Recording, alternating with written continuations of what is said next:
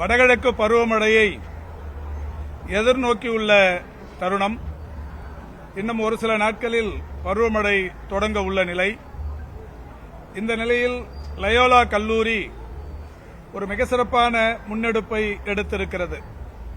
அதாவது மாணவர்களை ஒருங்கிணைத்து மழைக்காலத்திற்கு முன்னால் எடுக்கப்பட வேண்டிய முன்னெச்சரிக்கை நடவடிக்கைகள், மழைக்காலங்களில் ஏற்படுகிற நோய் பாதிப்புகள் குறித்த விழிப்புணர்வு, அதை தடுப்பதற்கும் குறைப்பதற்கும் நாம் மேற்கொள்ளப்பட வேண்டிய நடவடிக்கைகள் போன்ற பல்வேறு விஷயங்களை ஒருங்கிணைத்து இன்றைக்கு ஒரு நாள் கருத்தரங்கு என்கின்ற வகையிலேயும் இதில் சமூக ஆர்வலர்கள், தன்னார்வலர்கள், அரசு நிர்வாகங்கள் மேற்கொள்ளப்பட வேண்டிய விஷயங்கள் குறித்து விவாதிப்பதற்கும் ஒரு விழிப்புணர்வு பேரணியும் ஒரு நாள் முழுமைக்குமான கருத்தரங்கும் இன்றைக்கு நடைபெற தொடங்கி இருக்கிறது.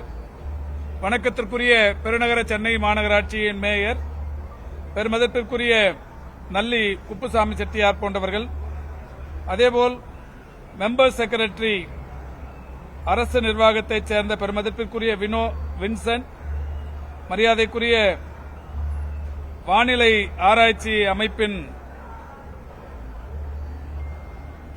தலைவர் பெருமதிப்பிற்குரிய பாலச்சந்திரன், முருகன், ரவீந்திரன், அதேபோல் நம்முடைய இந்த லயோலா கல்லூரி கல்வி குழுமங்களின் செயலர், லயோலா கல்லூரியின் முதல்வர், துறை தலைவர்கள் உள்ளிட்ட ஏராளமான பேர் பங்கேற்று இந்த நிகழ்ச்சியை சிறப்பித்து வருகிறார்கள்.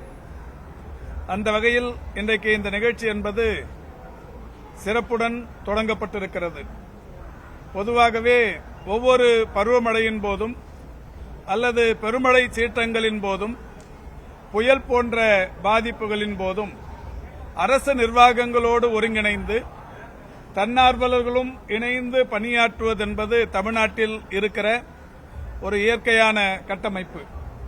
தொடர்ந்து 2005ஆம் ஆண்டு சென்னையை தாக்கிய பெருமழையும், அதைத் தொடர்ந்து பல்வேறு புயல் பாதிப்புகள், அதையும் தொடர்ந்து 2015இல் ஏற்பட்ட பாதிப்பு, 2019 தொடங்கி 22 வரை ஏற்பட்ட ஒரு 3 ஆண்டுகளுக்கான கொரோனா பேரிடர், இப்படி பல்வேறு பேரிடர்களை நாம் தொடர்ந்து சந்தித்து வருகிற சூழலில் அரசு நிர்வாகங்களோடும் உள்ளாட்சி அமைப்புகளோடும் இணைந்து தன்னார்வ தொண்டு நிறுவனங்களும் லட்சக்கணக்கான தன்னார்வலர்களும் தமிழகத்தில் ஒருங்கிணைந்து மிக சிறப்பான பணியினை செய்து வருகிறார்கள்.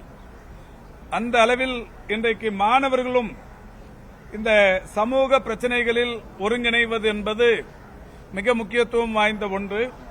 அந்த வகையில் லயோலா கல்லூரி என்பது தொடர்ந்து எல்லா காலகட்டங்களிலும் அதனுடைய மாணவர்களை நாட்டு நலப்பணிகள் என்கின்ற வகையில் நாட்டு நலப்பணிகள் திட்டம், இதுபோன்ற பேரிடர் காலங்களில் மக்களுக்கு உதவுதல், சென்னையில் குடிசை பகுதிகளில் ஏழை குழந்தைகளுக்கு கல்வி போதித்தல், அவர்களுக்கு சுகாதாரமான ஒரு சூழலை ஏற்படுத்துதல் போன்ற பல்வேறு விஷயங்களை லயோலா கல்லூரி மாணவர் அமைப்பு இங்கே மிக சிறப்பாக செய்து கொண்டிருக்கிறார்கள். அந்த வகையில் இன்றைக்கு இந்த வடகிழக்கு பருவமழையை எதிர்நோக்கி இருக்கிற இந்த தருணத்திலும் கூட இதை கையில் எடுத்து மாணவர்களிடையே விழிப்புணர்வை ஏற்படுத்துவதும், தன்னார்வலர்களுக்குரிய கடமைகளை உணர்த்துவதற்குரியமாக ஒரு நல்ல பணியை இப்போது செய்திருக்கிறார்கள். அதை தொடங்கி வைப்பதில் அரசின் சார்பிலும் மாண்புமிகு தமிழ்நாட்டின் முதலமைச்சர் அவர்களின் சார்பிலும் பெருநகர சென்னை மாநகராட்சியின் சார்பிலும் எங்களுடைய மகிழ்ச்சி நிறைந்த பாராட்டுதல்களை மாணவர் சமூகத்திற்கு தெரிவித்துக் கொள்கிறோம். சார், தமிழ்நாடு அரசு விமானப்படை சாகச நிகழ்ச்சியில யாரும் இறக்கவில்லை அப்படின்னு சொல்லியிருக்கீங்க சார். யாரும் தமிழ்நாடு அரசுங்க சார் யாரும் இறக்கவில்லை அப்படின்னு சொல்லியிருக்கீங்க சார். சாகச நிகழ்ச்சி தமிழ்நாடு அரசு எங்க சொல்லியிருக்கு, எப்ப சொல்லியிருக்குங்க? யாரும் இறக்கவில்லைன்னு எப்பவும் சொல்லல. இல்ல இல்ல இல்ல இல்ல இது மாதிரி கேள்விகளையே தவறான வகையில் திசை திருப்புகிற வகையில் கேள்விகள் இருக்கக்கூடாது. உங்க டிவியில உங்க டிவியை ப்ரொமோட் பண்ணிக்கணுங்கிறதுக்காக கேள்வியவே நீங்க தவறான வகையில் சொல்லக்கூடாது. அரசு எங்க சொல்லிருக்கு இறப்பு இல்லைன்னு எங்க சொல்லிருக்கு? முதல்ல பத்திரிகையாளர்கள் உங்களுக்குரிய கடமை உணர்வோடு செய்யணும்.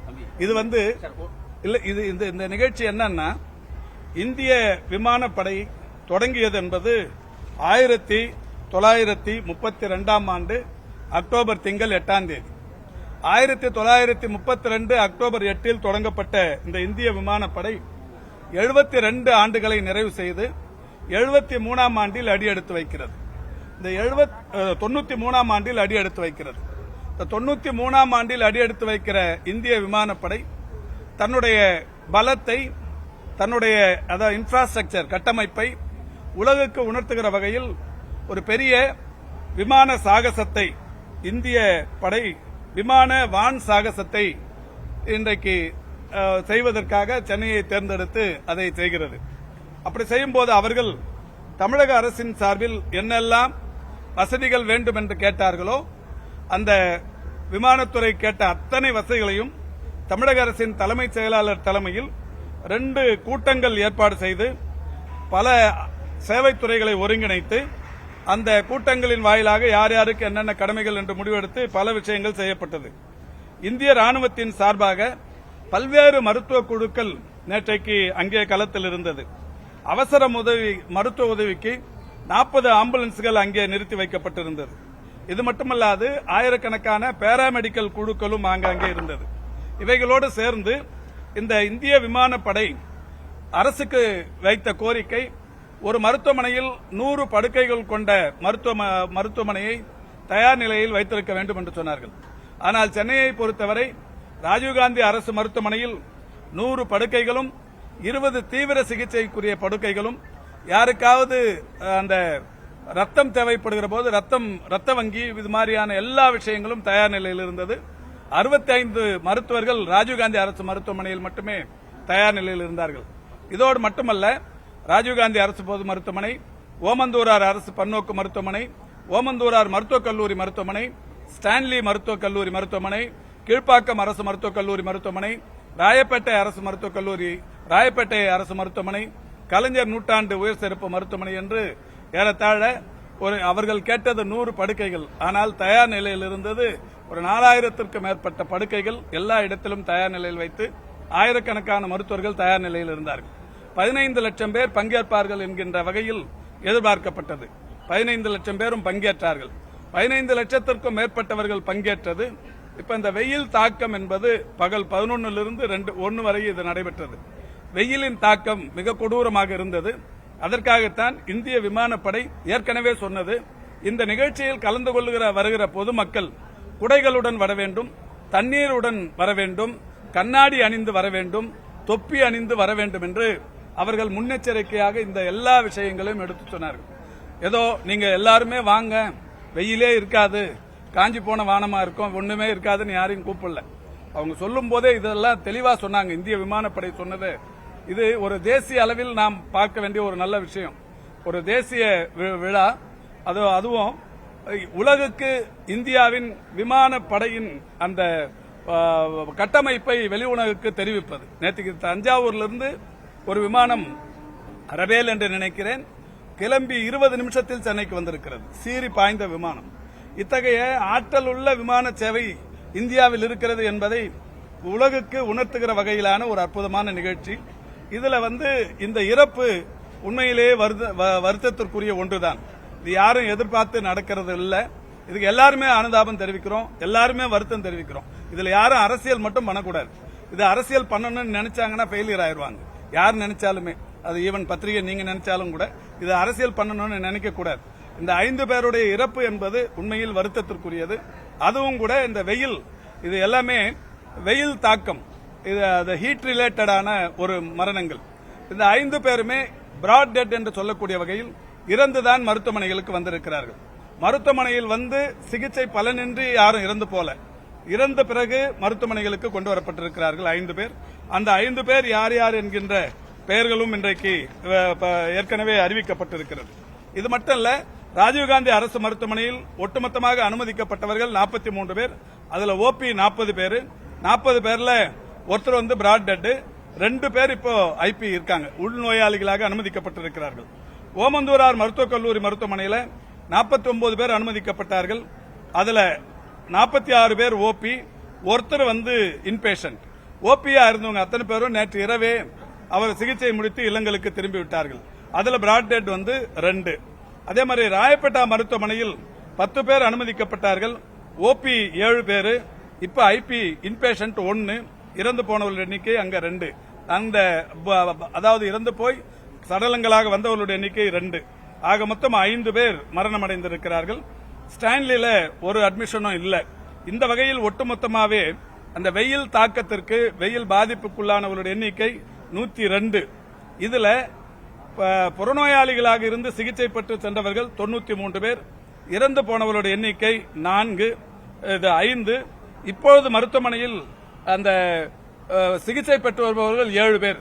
இந்த 7 பேர் எதற்காக சிகிச்சை பெற்று வர்றாங்கன்னா, ஓமந்தூராரை பொறுத்த வரைக்கும் 4 பேர் சிகிச்சை பெற்று வருகிறார்கள். அதுல அடிதடிங்கிற மாதிரி ஒரு 2 பேரும், கால் முறிவு என்கின்ற வகையில் ஒரு 2 பேரும், மொத்தம் 4 பேர் ஓமந்தூராரில் இருக்கிறாங்க.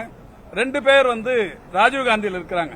அந்த 2 பேருக்கு ஒருத்தருக்கு வந்து பிட்ஸ், இன்னொருத்தருக்கு வந்து குடலிறக்க நோய். அந்த 2 பாதிப்புகளால் அங்க இருக்கிறாங்க. ஒன்னு வந்து இந்த ஃபுட் பாய்சன் அப்படிங்கிற மாதிரி மொத்தம் 7 பேர் இப்ப அட்மிஷன்ல இருக்கிறாங்க. 7 பேருமே ஸ்டேபிளா இருக்கிறாங்க. இறந்தவர்கள் 5 பேர். இது அரசாங்கத்தின் சார்பில் சொல்லப்படுகிற செய்திதான். இது வந்து அரசாங்கம் இறப்பே இல்லை என்று சொன்னது என்கின்ற ஒரு செய்தியை நீங்களாகவே பரப்பி விடுவது என்பது தவறு. 15 லட்சம் பேருக்கு தேவையான அளவு தண்ணீர் உள்ளிட்ட ஏற்பாடு செஞ்சிருந்தோமா சார்? நிறைய பேர் பிளாட்ஃபார்ம்ல படுத்து கிடந்தாங்க, பார்த்தோம். அதாவதுங்க 15 லட்சம் பேரும் ஒரு குறிப்பிட்ட சதுரடிக்குள்ள வந்துட முடியாதுங்க. இது வந்து ஒட்டுமொத்தமா மெரினா கடற்கரை முழுமைக்கும் மட்டுமே இல்ல. நீங்க பாத்தீங்கன்னா வேளச்சேரி ரயில்வே ஸ்டேஷன்ல இருந்தும் பார்த்திருக்காங்க. எங்கெல்லாம் இந்த வான் எல்லை தெரியுமோ அதெல்லாம் அங்கிருந்தும் கூட பார்த்திருக்காங்க, ஒரே கூட்டமா இருந்து. இது ஒரு நமக்கு சென்னைக்கு கிடைத்த ஒரு பிரம்மாண்டமான வாய்ப்பு. இதை நாம பார்க்கணும். இதோட வந்து இந்த சாகசத்தை கண்டு ரசிக்கணுங்கிறத தாண்டி விமானப்படையின் இந்த பெரிய கட்டமைப்பை நாமும் உணர வேண்டும் என்கின்ற வகையில் தான் பொதுமக்கள் திரண்டார்கள். இதுக்கு தேவையான எல்லா வசதிகளும் அரசு செய்திருக்கிறது. இதற்காக நேற்றைக்கு நான் ஒரு தனி அறிக்கையை விட்டேன். இப்ப அங்க வந்தவங்களுக்கு, இப்ப பத்திரிகையாளர்களுக்கு உங்களுக்கே தெரியும், பத்திரிகையாளர்கள் நேற்றுக்கு யாரெல்லாம் அந்த டியூட்டியில் இருந்தீங்களோ அத்தனை பேருக்கும் நல்லா தெரியும் என்ன மாதிரி ஏற்பாடு பண்ணியிருந்தாங்கன்னு. இதை விட்டுட்டு இப்ப யாராவது 1-2 பேர் அங்க வரவே வராதவங்க பூத கண்ணாடியை போட்டு எந்த செயலாக இருந்தாலும் அதில் குற்றம் கண்டுபிடிக்கிற நக்கீரர்கள் 1-2 பேர் இருக்கத்தான் செய்வார்கள். அவங்க சொல்றதை வச்சு நீங்க இது கேள்வியா கேட்காதீங்க. நான் அதை தொடக்கத்திலேயே சொன்னேன். இதை தயவு செய்து அரசியலாக யாரும் எடுத்துக்கொள்ள வேண்டாம். நேற்று எத்தனை இடத்துல டேங்க் வச்சிருந்தோம் குடி தண்ணீருக்கு? அந்த மெரினா கடற்கரை அந்த உள்ள சர்வீஸ் ரோட்ல ஒரு நிமிஷம், எத்தனை இடத்துல நம்ம டேங்க் வச்சிருந்தோம்? எத்தனை இடத்துல கழிப்பிடம் நிரம்பி கூட்டு போடப்பட்டது? என்னென்னலாம் நடந்தது மெரினா கடற்கரை? சென்னை மாநகராட்சியை பொறுத்த வரைக்கும் இது மாண்புமிகு அமைச்சர் அவர்கள் தெரிவித்தது போல இது நம்ம இந்தியாவுக்கே வந்து தமிழ்நாட்டில் சென்னையில் இப்பேற்பட்ட நிகழ்ச்சி நடந்தது வந்து ரொம்ப வியக்கத்தக்க ஒரு நிகழ்ச்சி. அதில் நேற்று வெயில் காரணமாக ஒரு சில நபர்கள் வந்து இறப்பு நிலை ஏற்பட்டிருக்கிறது மிகவும் வருத்தத்துக்குரியது. அதே போல சிலர் வந்து நீங்க தெரிவித்தது போல மயங்கி இருந்தார்கள். நானும் வந்து அந்த பகுதிகளில் வந்து கிட்டத்தட்ட ஒரு 4 மணி வரைக்கும் அந்த பகுதிகளில் தான் இருந்தேன். ஸோ ஆம்புலன்ஸ் வந்து மாண்புமிகு அமைச்சர் அவர்கள் தெரிவித்தது போல அனைத்து பகுதிகளிலுமே ஆம்புலன்ஸ் நிறுத்தப்பட்டிருந்தது. ஏன்னா நான் அந்த இடத்துல இருந்தேன் அப்படின்றதுனால நான் தெரிவிக்கிறேன். ஸோ தொடர்ந்து அரசு சார்பாக வந்து அனைத்து முன்னெச்சரிக்கை நடவடிக்கைகளும் ஏற்பாடு செய்யப்பட்டிருந்து மாநகராட்சி சார்பாக வந்து அந்த மெரினா கடற்கரை பகுதிகளில் வந்து ஆல்ரெடி ஏற்கனவே இருக்கக்கூடிய கடைகள் வந்து அகற்றுமாறு தெரிவித்திருந்தாங்க. ஸோ சர்டன் மீட்டர்ஸ் வரலாம் அந்த கடைகள் எல்லாம் அகற்றி பேரிகேட் வந்து பொருத்துமாறு தெரிவித்திருந்தாங்க. காவல்துறையோட இணைந்து பேரிகேட் வந்து பொருத்தப்பட்டிருந்தது. ஹைவேஸ் துறையுடன் சேர்ந்து அந்த டென்ட் வேலைகள் அந்த பணிகள் எல்லாம் மேற்கொள்ளப்பட்டது. இப்படி அனைத்து துறையுமே ஒருங்கிணைந்து தான் இந்த நிகழ்ச்சியில வந்து செயல்பட்டு இருந்தோம். நேற்று வெயில் காரணமாக சில பகுதிகளில் வந்து சில பேருக்கு வந்து மயக்கம் ஏற்பட்டது நிலை இருந்தது. ஸோ அவர்களுக்குமே தண்ணி டேங்க் வந்து பொருத்தப்பட்டிருந்தது. ஆனா 15 லட்சம் நபர்கள் கிட்ட வந்திருந்ததுனால வெயில் காரணமாக மதியம் 1 மணி உச்சி வெயில் வந்து பொதுமக்களால தாழ முடியாத சூழல்னால மயக்கம் ஏற்பட்டது. தேவையான அளவு எண்ணிக்கையை பொறுத்த வரைக்கும் இப்போ திருப்பி ஒன்னா பிரஸ் ரிலீஸ் தர சொல்றோம் டிபார்ட்மெண்ட்ல இருந்து. தேவையான அளவுக்கு வச்சிருந்தோம் அப்படிங்கறத இந்திய விமானப்படையை ஒத்துக்கணும் நேற்றுக்கு அவங்க அறிவிச்சிருக்காங்க. தேவையான அளவுக்கு நாங்க கேட்ட அளவுக்கு வச்சிருக்காங்கன்னு வச்சிருக்காங்க. நம்பர் ஆஃப் டேங்க்ஸ், நம்ம எவ்வளவு லிட்டர் தண்ணி உங்களுக்கு அந்த டீடைல் வேணாலும் கூட கொடுக்குறோம். அதெல்லாம் ஒன்றும் பிரச்சனை வானிலை முன்னெச்சரிக்கை அந்த அடிப்படையில் நேரம் மாற்றம் தொடர்பாக அரசு ஐஎஃப் விவாதிக்கப்படலையா? இல்ல, இது முழுக்க முழுக்க இந்திய விமானப்படையோட பணி. அவங்களுக்கு வந்து வெதர் எப்படி இருக்கு, அந்த விமானங்கள் பறக்கும் சூழல், இதெல்லாமே இப்ப படகா இருந்தாலும் கப்பலா இருந்தாலும் விமானங்களா இருந்தாலும் மேல இருக்கிற இந்த இதை பொறுத்து தட்பவெப்ப நிலையை பொறுத்து அதுக்காக அவங்க முடிவு பண்ணியிருக்கிறது தான். இதுல வந்து நம்ம அதுலயும் அவங்களையும் போய் குறை சொல்லிட முடியாது.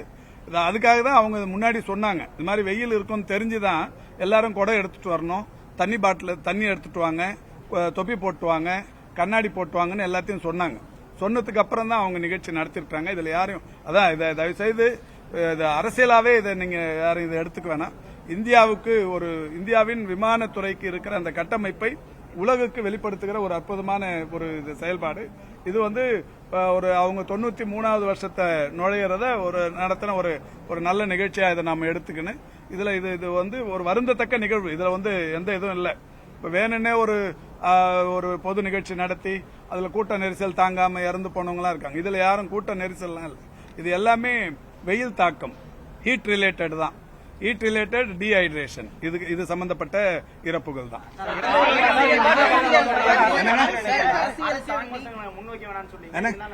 திமுக கூட்டணியில் இருக்கக்கூடிய விடுதலை சிறுத்தைகள் கட்சியோட துணை பொதுச் செயலாளர் அதுதான் சொன்னேன் நான் முதல்லயே. யாருமே அதாவது விசிகா சொன்னா நீங்க சொன்னா யாருக்கும் எல்லாருக்குமே இறந்தவர்களுக்கு நிவாரணம் வழங்குறது தொடர்பாக அது அரசு முடிவெடுக்கும். நேற்று வந்து இங்க இருக்கிற செய்தியாளர் எல்லாருமே களத்துல இருந்தவங்க தான் சார், மோஸ்ட்லி களத்துல இருந்தவங்க தான். அங்க வந்து பப்ளிக் ஸ்ட்ரகிள் ஆனதை நாங்க பார்த்தோம். அவங்க நிஜமாவே சஃபர் ஆனாங்க. அவங்க சொன்னது 15 லட்சம் பேருக்கு அவங்களுக்கு என்ன இல்ல தண்ணி உள்ள ரெஸ்ட் ரூம் எல்லாம் இல்லன்னு இல்ல, தண்ணி ரெஸ்ட் ரூம் எல்லாம் எல்லாமே இருந்தது, போதுமான அளவுக்கு ஏற்பாடு பண்ணிருந்தாங்கன்னு சொல்லி நிகழ்ச்சி நடத்தணுங்களே ஒத்து நிற்கிறாங்க. இல்லன்னு நீங்க எப்படி சொல்ல முடியும்? மெரினா கடற்கரையில இருந்து வாலாஜா ரோடு இருக்கும் சார், அது வழியா தான் வந்து எல்லாருமே மெட்ரோ ரயில் நிலையத்துக்கு போனாங்க. சுமார் லட்சக்கணக்கான மக்கள் அந்த ரோட்ல வந்தாங்க. ஒரு இடத்துல கூட மெடிக்கல் கேம்ப் அந்த ரோட்ல இல்ல, வாட்டர் கேன் ஃபெசிலிட்டிஸ் அங்க இல்ல. இது எல்லாமே அரசியல் ரீதியான கேள்வி. இல்ல எந்த அரசியலும் தெரியல, சாமானியர்களுடைய கேள்விதான். இல்ல மெடிக்கல் கேம்ப் அங்க இருந்தது. எல்லா இடத்துலயும் மெடிக்கல் 100க்கும் மேற்பட்ட மருத்துவர்கள் அங்க இருந்தாங்க. ஏர்போர்ஸ் டிபார்ட்மெண்டோட மெடிக்கல் விங் இருந்தது. இதை தாண்டிங்க நீங்க பீச்சில் இருந்து ஒரு 300 மீட்டர்ல தான் ஓமந்தூரார் மெடிக்கல் காலேஜ், 2 கிலோமீட்டர்ல தான் RGH ராஜீவ்காந்தி ஹாஸ்பிட்டல், ஒரு 3 கிலோமீட்டர் தான் ஸ்டான்லி, 1.5-2 கிலோமீட்டர்ல தான் ராயப்பேட்டா மருத்துவமனை. இப்ப இது மாதிரியான ஒரு மருத்துவ வசதி சென்னையை தவிர்த்து அது மெரினா ஒட்டி உலகத்துல வேற எங்கேயுமே இருக்க முடியாது.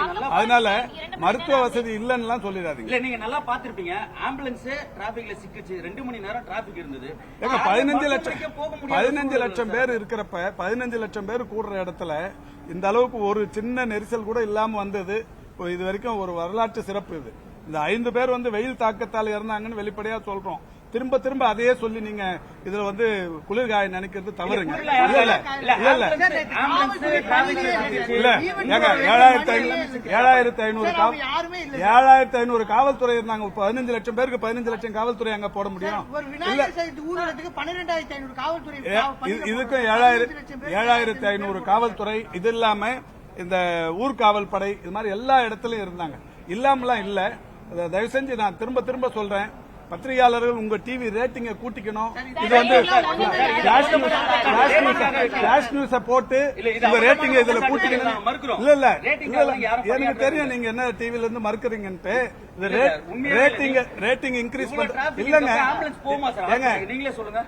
இப்போ நீங்க நான் இதை திரும்பி அரசியல் இல்ல நான் இதை திரும்ப இதுக்கு பதில் லாவணி பாடி, இதுக்கு முன்னாடி நடந்த நிகழ்ச்சிகள், வடநாட்டில் நடந்த ஆன்மீக நிகழ்ச்சிகள், இல்ல தமிழ்நாட்டிலேயே நடந்த நிகழ்ச்சிகள், இது எல்லாத்தையும் நான் அடையாளப்படுத்தி ஒரு லாவணி பாடுறதெல்லாம் நல்லா இருக்காது.